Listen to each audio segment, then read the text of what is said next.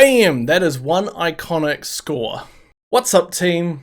I'm Vogel, and today I'm going to be talking about Halloween, the 1978 horror movie produced by John Carpenter, which was kind of his, I believe it was his previous film right before The Thing, which is one of my all-time favorite films, and maybe one day I will talk about it. But today we're talking about Halloween.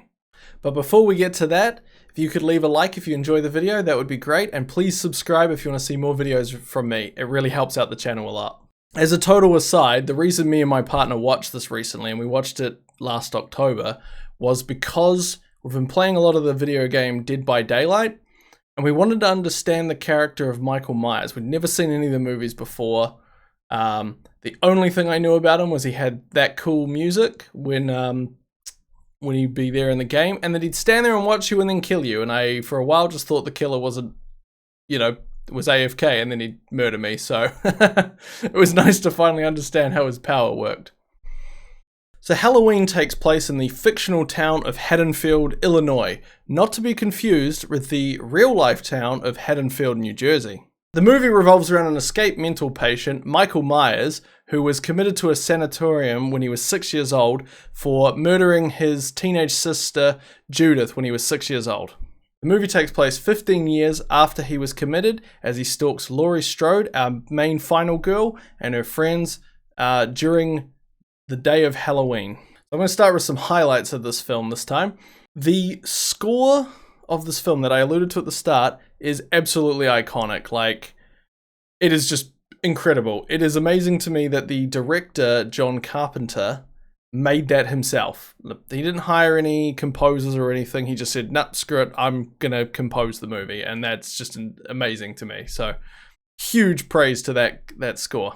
I thought the movie also did a great job of making the audience feel really unsettled. They used great camera angles as well as like creepy heavy breathing, and I thought it did an amazing job of just kind of building the tension slowly. This seems to be quite a trend of movies from the late 70s. I know Alien does the same thing, right? It's a slow burn before you get to stuff, and so that really builds that tension. I also thought the costume department did a really great job of making Michael Myers seem really unsettling. He's just got this basic mechanics uniform. He's got this bleached William Shatner expressionless mask, and the actor Nick Castle also did a really good job of just this very still performance, and I thought he did a really awesome job of that. Like, it all came together just to make one of the true icons of horror.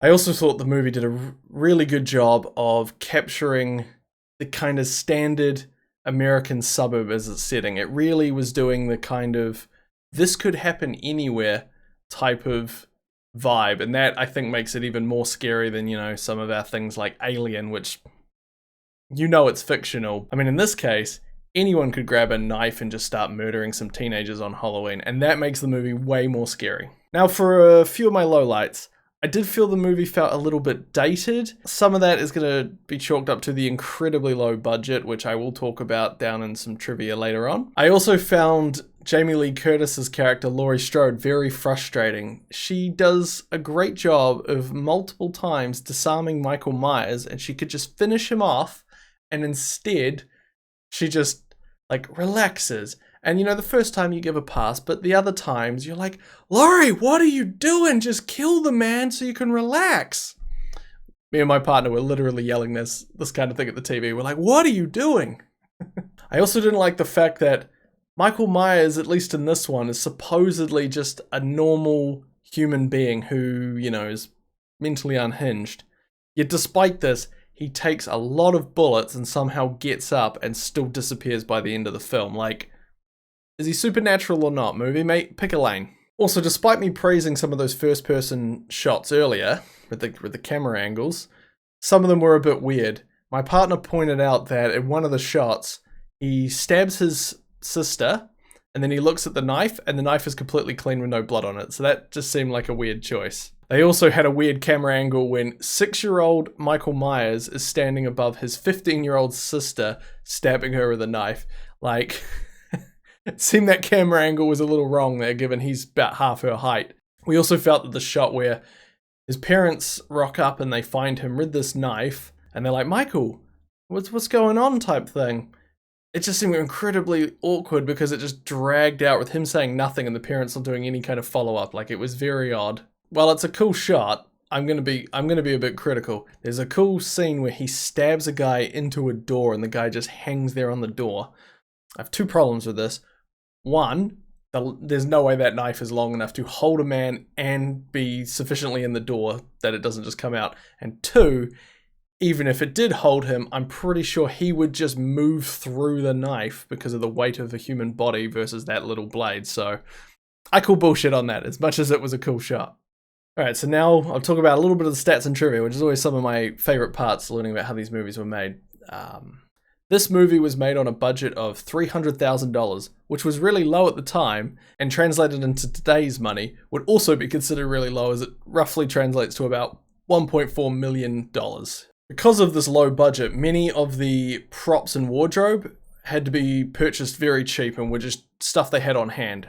As I alluded to earlier, Michael Myers' mask was a William Shatner mask from Star Trek that they had bleached and modified, which is now his iconic mask, and I think that's just amazing that they could just take something so simple and go so far with it. Horror, traditionally in film, has always been really good, I feel, at doing that. This low budget also meant that many of the cast and crew were paid peanuts for their work on the movie. Jamie Lee Curtis, who was relatively unknown at the time, only made $8,000 for her role as Laurie Strode. And Nick Curtis, who was the physical Michael Myers, was only paid $25 a day despite having to be in those hot overalls and hot mask. Because of this, John Carpenter also only took a $100,000 paycheck for his directing and composing role in the film. But he did make the smart decision to retain a 10% right to the profits, a very good call as it turned out. Despite such a low budget, the movie managed to gross $1.27 million on its opening weekend alone in the United States. And keep in mind, I said by today's money, it would have cost 1.4 to make. That was 1.27 back then, so the movie was stupidly profitable. Some of these film people should probably take note of that. As I mentioned before, Carpenter would go on to direct The Thing after this film, which is great because if you watch the movie carefully, you'll see on the TVs, the previous version of The Thing, not the one that's most considered famous now, was playing on the TV. I believe it's A Thing from Another World was playing, so clearly this was already in his mind that he wanted to do The Thing when he was working on this. Now we come to, should this movie exist? Yes, I think this is a very excellently put together movie for such a low budget and, you know, the time they were in. Would I recommend it to other people?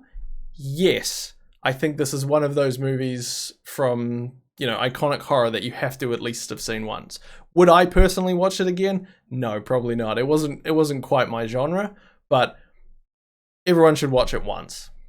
Anyway, that is the review. Thank you guys so much for watching. If you liked the video, please leave a thumbs up down below and subscribe for more of my movie reviews. I'll see you in the next one. Bye!